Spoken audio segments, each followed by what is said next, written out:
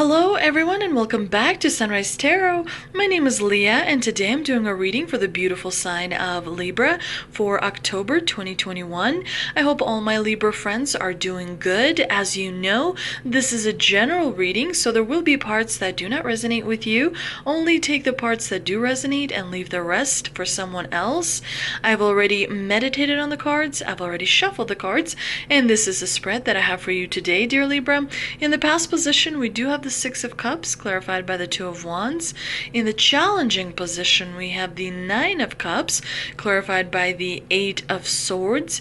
In the present position, we have the Seven of Swords, clarified by the Five of Wands. And in the future outcome position, we do have the Five of Cups, clarified by the Ace of Wands. Very interesting spread. A lot is going to be happening in the month of October for you, dear Libra. So let's get right into it. In the past, we have a wonderful card, the Six of Cups. It's a card of innocence. It's a card of childhood. It's a card of being loved and supported. You know, sometimes when we get the Six of Cups in the past position, it tells me that the happy memories that you have accumulated over the years have really had a profound effect on your identity. And usually when you do have the Six of Cups make an appearance in the spread, it does mean that someone from the past may get in contact with you, may knock on your door, may call you, but definitely be aware of that in the month of October. And I really like that the Six of Cups here is clarified by the Two of Wands, because with the Two of Wands, you're basically standing on top of the world. You have the actual world in your hands and you're looking out into the future, making plans, making strategies, deciding what you're going to pursue and how you want to see your life kind of unravel before you, if you will. But definitely this is a strong combination that the divine here is telling you, let go of the past and look more towards the future, because the future is where incredible moments are waiting for you. But happy memories are definitely important, the Six of Cups, because they have taught us, the happy memories, that get transcended by this card are the ones that have messages from the past for us. And those messages are very important because they help us, navigate around challenges. They help us navigate around obstacles, and they help us preserve those relationships that are super important to us. So of course that is important to remember in the month of October. Now in the challenging position, we do have a difficult combination. We've got the Nine of Cups with the Eight of Swords. The Nine of Cups suggests that the wishes that are coming true for you, dear Libra, in the month of October are not going to make you super happy. Perhaps you're wishing for the wrong things. Perhaps you're wishing for the wrong situation to work out or the wrong relationship to work out. But definitely there's a lot of energy that is going towards that. Sometimes when we get the Nine of Cups in the challenging position, it could mean that we are overindulging in something that may be creating this disconnected feeling inside of us. So that is also important to be aware of. And the Nine of Cups here is clarified by the Eight of Swords. And of course the Eight of Swords is all about having fear and self-doubt, but mostly just feeling sensitive in the month of October, feeling, overly self-conscious. Am I doing the right thing? Am I moving in the right direction? Did I say the right thing to that person? It's important to remember to meditate. It's important to stay within your own frame, because then the self-consciousness kind of diminishes.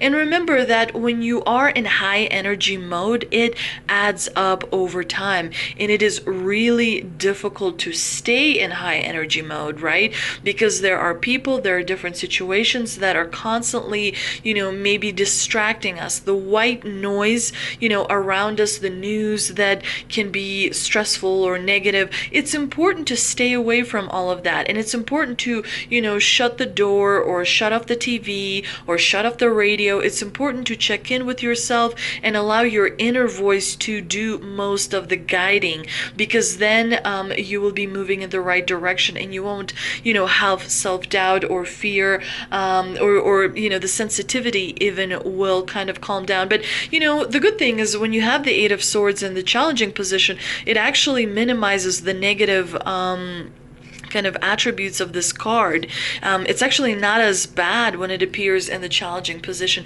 So things are moving in the right direction for you. You know, the stress and the anxiety is moving into the background, and you're actually gaining ground because you do have the Seven of Swords here. Seven of Swords means, you know, gaining something. It's all about using your resources to gain advantage over a situation or over a relationship.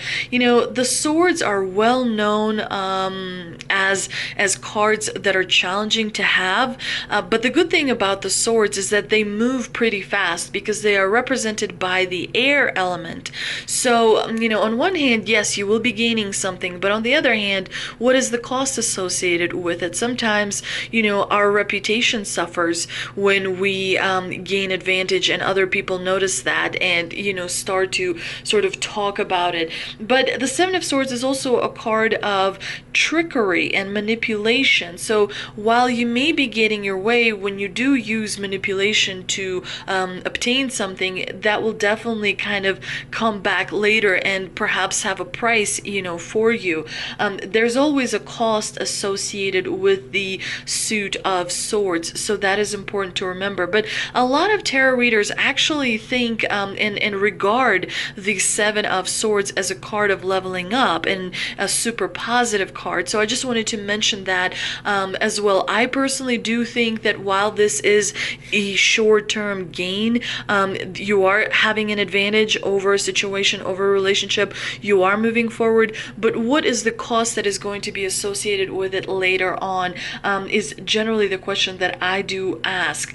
We do see that the Seven of Swords here is clarified by the Five of Wands, and the Five of Wands is actually a pretty good card because it's a card of standing up for your beliefs, but sometimes, you know, there is a clash of personalities. So do expect around the middle of October to have perhaps some disagreements between people in your life that could be that could have an impact on you. I don't think it's going to directly involve you, Libra, but there may be some overspill from a disagreement that you're going to have to kind of participate in resolving. Now, we do see that in the future outcome position, we have the Five of Cups, clarified by the Ace of Wands. Definitely the Five of Cups is a card of feeling loss and feeling grief, because we see this person staring at these three cups that have been spilled.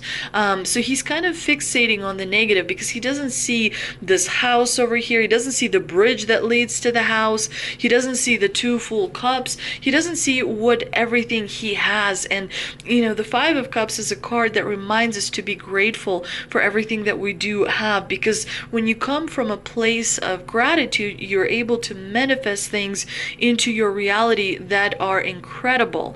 We do see that the Five of Cups here is clarified by the Ace of Wands. And the Ace of Wands is an amazing card. It tells me that you are on your way to expand your potential. You are realizing your potential. You're believing in yourself. You are destined for greatness. And so the Ace of Wands is here to help you kind of clear all the things that are no longer serving you out of your way so that you can move forward. Do remember that around October 20th, there is going to be a full moon in Aries, and there's a lot of talk about this particular moon.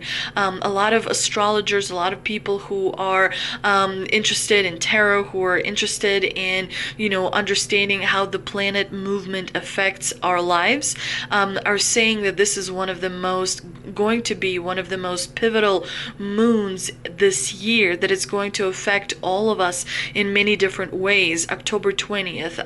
If you are not in the United States, make sure to check, you know, where and what time the full moon is actually going to occur for you, because you may want to manifest some wonderful things into your reality. You may want to charge the water with the full moon. You also may want to charge recharge your crystals as well. But definitely October 20th is going to be a very important date, dear Libra, to pay attention to, because it's going to have a huge impact on all of our lives. There may be some, disagreements. There may be some kind of not seeing eye to eye, but everything is supposed to settle down as we move from October 20th into the Halloween, because that is a sacred time when the veil between our world and the divine world is going to be very, very thin. There will be a lot of different messages coming from spirit guides, coming from ancestors, coming from angels as well. So definitely a lot is going to be happening in October. It's going to be a very much action-packed month. So you want to make sure to take some time out for yourself, to check in with yourself, to do some meditating, to also stay in your own frame and do things that, help you maintain high vibrational energy. Sometimes if you cannot do physical exercise, if you cannot, connect with nature, with something bigger than yourself, then you can just do breathing exercises. Those also recalibrate your balance and, kind of restores some of that energy as well. So that's important to remember. But generally, it's a good idea to cultivate as much high energy as you can. So, charging water and drinking, water throughout the month of November to manifest love, or to manifest a promotion, or to manifest peace in your family, whatever it is that you're trying to manifest, all those tools are important to us, and it helps us move in the right direction. So definitely make sure to be aware of that in the month of October. But let's see what energy oracle card I pulled. Also, I pulled a mystical wisdom card as well. Let's see what it has for us too. So the energy oracle card is door to personal healing and happiness, and the mystical wisdom card is gratitude.